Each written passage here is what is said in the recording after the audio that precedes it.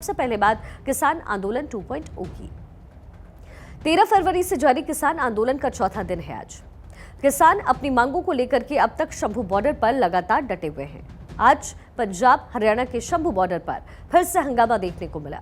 Police ने किसानों पर आंसू गैस के गोले छोड़े। किसानों ने एक बार फिर से आगे बढ़ने की कोशिश की तो पुलिस ने एक्शन लिया। इसके चलते स्थिति एक बार फिर से तनावपूर्ण हो गई है। हरियाणा पुलिस के जवानों ने किसानों को आगे नहीं बढ़ने दिया। किसान पंजाब से हरियाणा में प्रवेश करके दिल्ली की तरफ से बढ़ना चाहते हैं। हालांकि किसान संगठनों ने फैसला किया है कि जब तक सरकार के साथ बातचीत चल रही है तब तक किसान एक सीमा से आगे नहीं जाएंगे। किसान और सरकार के बीच अब तक 3 दौर की बातचीत पहले ही हो चुकी है और जो कि बेनतीजा साबित रही। 15 फरवरी को 6 घंटे की मैराथन बैठक के बाद कई मांगों पर सहमति तो कई मांगों पर असहमति बनी। रविवार यानी 18 फरवरी को एक बार फिर से सरकार और किसान आमने सामने बैठेंगे और समाधान निकालने की कोशिश करेंगे। तो उसके ऊपर अर्धसैनिक फोर्स लगाई जाए, हमें पीसफुल प्रोटेस्ट करने का हक दीजिए। अगर आपने मांगे नहीं मांगनी है या फिर हमारी मांगे मान लीजिए। और जहाँ तक मांगों का सवाल है तो हर मांग के ऊपर लंबी चर्चा हुई। एमएसपी के ऊपर सबसे ज़्यादा चर्चा हुई। तो बड़ा मुद्दा है। हम चाहते हैं कि एमएसपी खरीद की गारंटी का कानून बने और सरकार का कहना है कि ये एक मैकेनिज्म सिस्टम बनाना पड़ेगा और इसलिए वो अपनी तौर से कोई ना कोई इस तरह का समय मांग के कुछ चाहते हैं कि सरकार में विचार विमर्श हो और उससे आगे कोई ना कोई बात हो।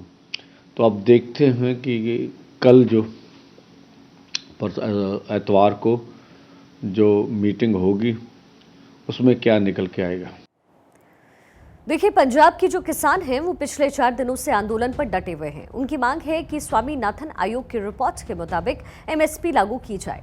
इन सब के बीच हरियाणा पुलिस ने एक वीडियो जारी किया। पुलिस ने शंभू बॉर्डर पर तैनात पुलिस जवानों पर पत्थरबाजी के 2 वीडियो जारी किए। पुलिस ने उनकी पहचान करने की अपील की है। पुलिस ने कहा कि ये वीडियो 13 और 14 फरवरी के हैं। पुलिस जब किसानों को बॉर्डर क्रॉस करने के लिए रोकने के लिए आंसू गैस के गोले दाग रही थी तो कुछ प्रदर्शनकारियों ने उनके ऊपर पत्थर फेंके। पुलिस ने ये वीडियो और तस्वीरें जारी करके आम लोगों से इन उपद्रवियों की पहचान करवाने में मदद करने की अपील की है। पत्थरबाजों की पहचान की जो सूचना देगा उसका नाम गुप्त रखा जाएगा और इनाम भी दिया जाएगा। बताया जा रहा है कि पुलिस के 18 और पैरामिलिट्री के 7 जवान सहित कुल 25 जवान इसमें घायल हुए। हरियाणा और पंजाब बॉर्डर की ये तस्वीरें बहुत कुछ बयां कर रही हैं और आंदोलन की आड़ में जो हो रहा है उसे उजागर कर रही है। यहाँ सवाल उठता है कि किसानों के आंदोलन में ये नकाबपोश कौन है? आंदोलन की आड़ में कौन जवानों पर पत्थर फेंक रहे हैं? क्या इसके पीछे कोई सोची समझी साजिश है? सरकार और किसान संगठन जब बातचीत से मसले का हल निकालना चाह रहे हैं तो वो कौन है जो पत्थर चला रहे हैं? कौन है जो कानून व्यवस्था को बिगाड़ना चाह रहे हैं? हरियाणा पुलिस ने अब से थोड़ी देर पहले एक और वीडियो जारी किया है, लेकिन उससे पहले आपको कुछ सुनाते हैं। आज उन्होंने एक वीडियो जारी की है।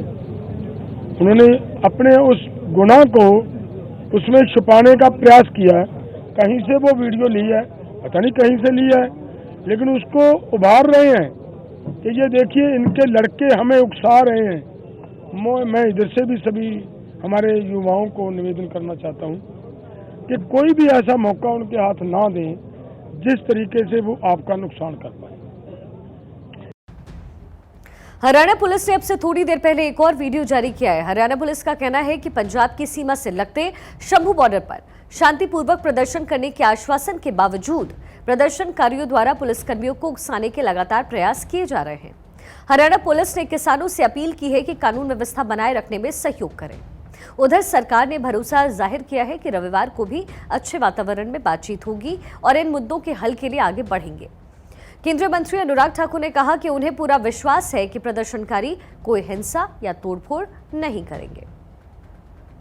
वो आए, वार्ता भी बहुत अच्छी हुई और अगली वार्ता का समय भी रविवार का तय हुआ है। मुझे पूर्ण विश्वास है रविवार को भी अच्छे वातावरण में बातचीत होगी और इन मुद्दों के हल के लिए हम आगे बढ़ेंगे।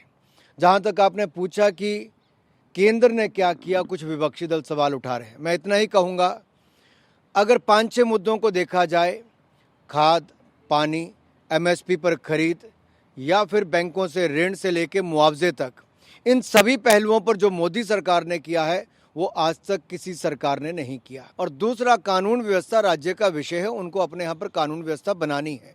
मुझे पूर्ण विश्वास है प्रदर्शनकारी भी कोई हिंसा, आगजनी, तोड़फोड़ नहीं करेंगे और राज्य की सरकार भी आंदोलन शांतिपूर्वक होगा तो वैसे ही व्यवहार करना चाहिए।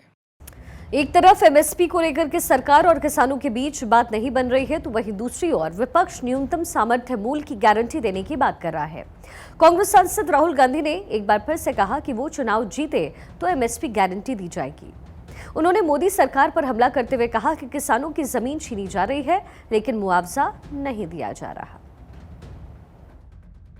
के लिए, धान के लिए, अरहर के लिए, सब्जियों के लिए जो आपको रेट मिलना चाहिए वो आपको नहीं मिल रहा है।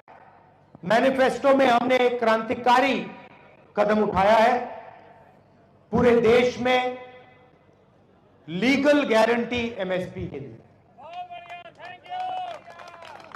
क्रांतिकारी काम है और मैं आपको बता रहा हूं ये पहला कदम है।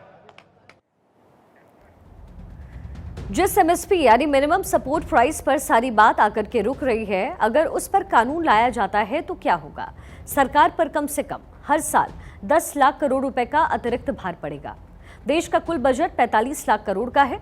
देश का इंफ्रास्ट्रक्चर बजट 11 लाख करोड़ का है। रक्षा बजट है 6 लाख करोड़ का। कृषि बजट की अगर बात करें तो वो तकरीबन 1.25 लाख करोड़ का है। इसके अलावा अगर एमएसपी के लिए 10 लाख करोड़ देना पड़ा सरकार को तो वो देश के कुल बजट का तकरीबन 25% होगा। मतलब साफ है, अर्थव्यवस्था पूरी तरीके से हिल जाएगी, महंगाई को कंट्रोल करना मुश्किल हो जाएगा।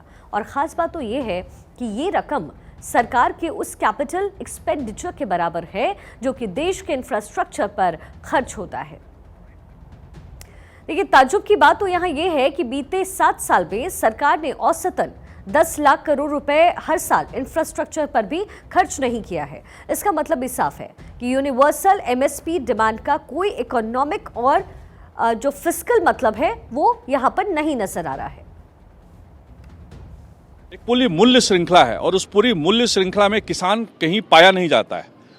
स्वामीनाथन कमीशन की रिपोर्ट आई और रिपोर्ट 2006 में आई थी। 2006 का भारत और 2024 का भारत अलग है।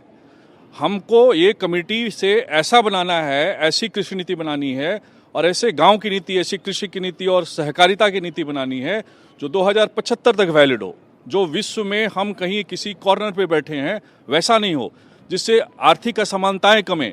एक बिहार का किसान और एक पंजाब के किसान में इतनी असमानता क्यों है? देखिए, आंदोलन के सपोर्ट संयुक्त किसान मोर्चा ने आज भारत बंद का ऐलान किया था, जिसका कई जगहों पर असर भी देखने को मिला। आज सुबह 6 बजे से शुरू हुआ बंद और शाम 4 बजे तक ये रहा। इससे ग्रामीण भारत बंद का नाम दिया गया।